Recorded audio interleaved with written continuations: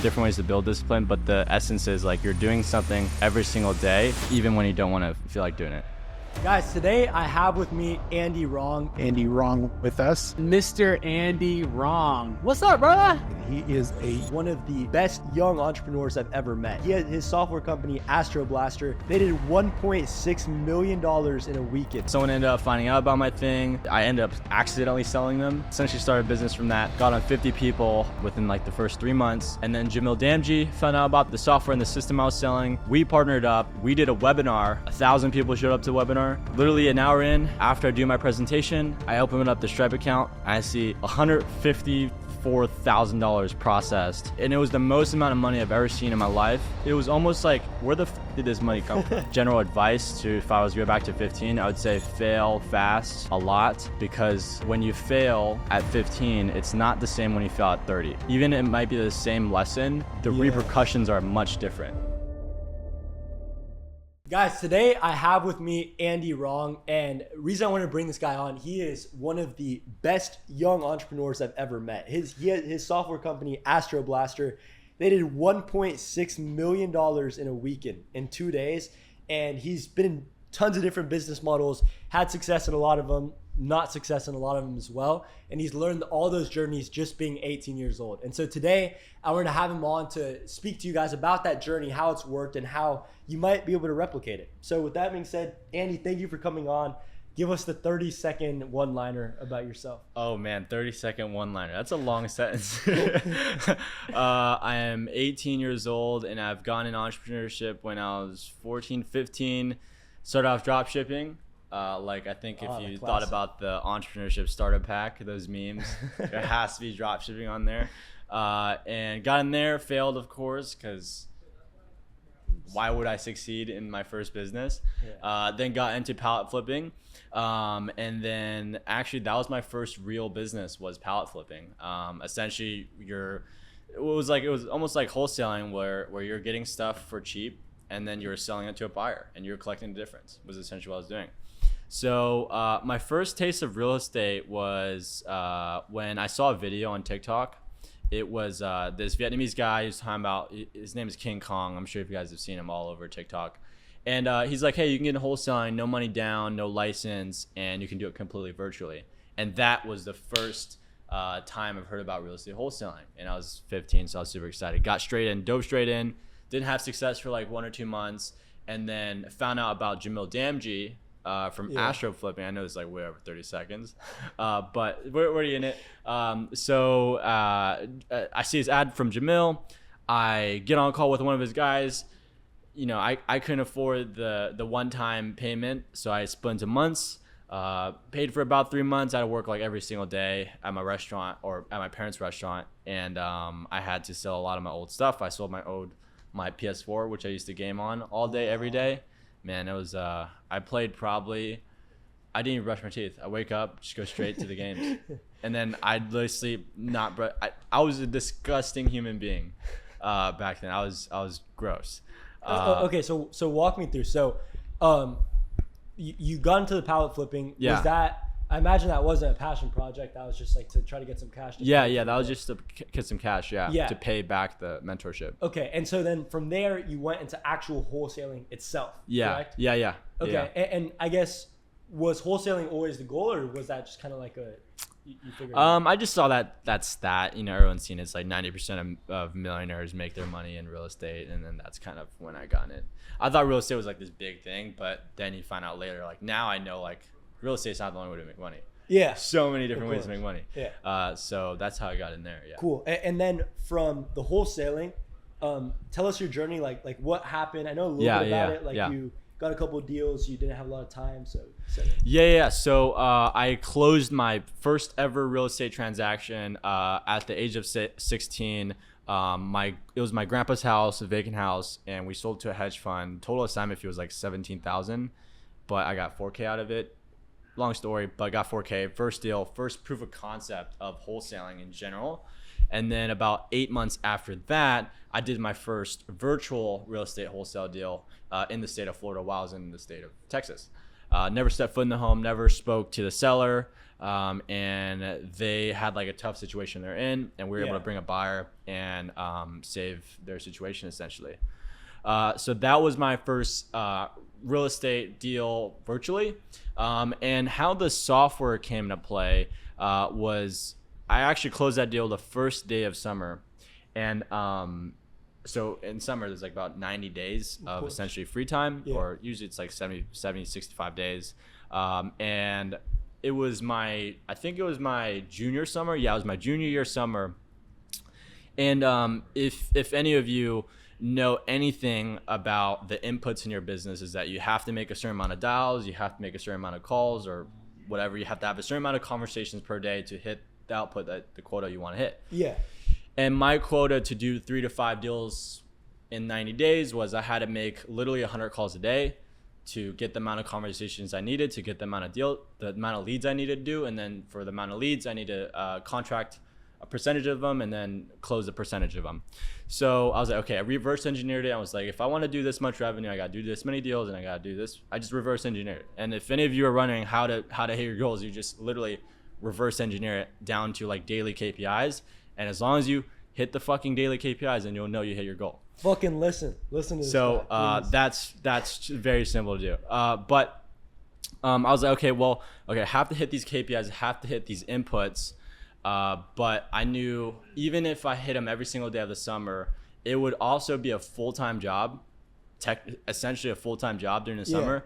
And I would essentially have to halt all operations because I had to go back in school. So I had to build some sort of automated system for myself so I can essentially clone myself so that I don't have to work all day. It doesn't have to feel like a full-time job. It can feel like a part-time job, or at least if I am working that amount of hours, instead of it being 1-to-1 input to output ratio, how can I make it 1-to-3? So like if I put 1 minute in my business, how can I get back 5 minutes? Yeah. And then that's where the outsized returns come to play, when I can make one decision and then like 100 mini decisions are automatically made properly for me. So essentially I built a system for myself. I did $28,000 the first month, and then next month do $40,000, which was my biggest deal ever. It was a crazy deal. So just to clarify for the people, because I know a little bit about the story. So essentially, he was wholesaling. Yeah. And then he was like, well, shoot, I don't have a lot of time. Yeah. I want to create more leverage. And so he created a solution for himself. For myself, to do better at wholesaling. Right. And then if I'm correct, that became Astro Blaster. Right. That became Astro Blaster. Yeah. So someone ended up finding out about my thing. I ended up accidentally selling them. And then I got on, essentially started a business from that. Got on 50 people within like the first 3 months. And then Jamil Damji found out about the software and the system I was selling. We partnered up. We did a webinar about a month after we started the partnership. 1,000 people showed up to the webinar. And literally an hour in, after I do my presentation, I open up the Stripe account and I see $154,000 processed. And I still had to keep my composure in the webinar because it was still rolling and it was still live. So, and it was the most amount of money I've ever seen in my life processed in such a short period of time. Because I mean, I've closed real estate deals and I've seen like large amounts of money, but I've never seen so much money just literally spun out of. It was almost like, where the fuck did this money come from? It's like, how is that possible? Yeah. And it was especially crazy because it was something that essentially I created. And I was like, okay, well, internet money is actually real. Yeah. Wow. So we ended up closing that day with $300,000, essentially $350,000. And obviously being a millionaire was a lot closer than I thought, and it was a lot easier than I thought. Back then, I thought for sure millionaire was crazy. And I'd already heard some really, really good lessons from that. Like, for example, like creating your own solution for yourself and then selling it. Like there's a lot of stuff in there. But I want to break down, like, let's say you were speaking to somebody, you started when you were 15, correct? Yeah. Let's say you were speaking to somebody who's a 15-year-old, a 16-year-old in high school, going through it like you were at that time, I guess like I am right now. Yeah. what's like the biggest advice that you could give them Yeah. off of something that you learned from that journey yourself? Start building your fucking discipline. Start building discipline.